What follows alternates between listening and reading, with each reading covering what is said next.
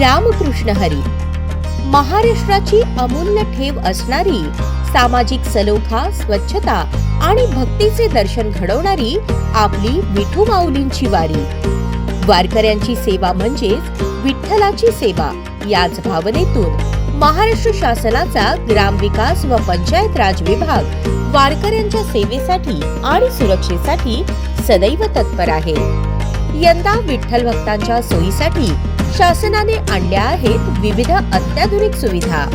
पिण्याचे पाणी, पालखीतळ मजबूतीकरण आणि पिण्याच्या पाण्याची चोख व्यवस्था, आरोग्य सेवा, 24 तास वैद्यकीय कक्ष, बाईक ॲम्ब्युलन्स आणि फिरती फिजिओथेरपी सेवा, सुविधा केंद्रे, मुख्यमंत्री वारकरी सुविधा केंद्र आणि महिलांसाठी विशेष स्नानगृहे, इतर सेवा, मोबाईल चार्जिंग व्हॅन, भजन साहित्याची उपलब्धता आणि आपत्ती व्यवस्थापन टीम.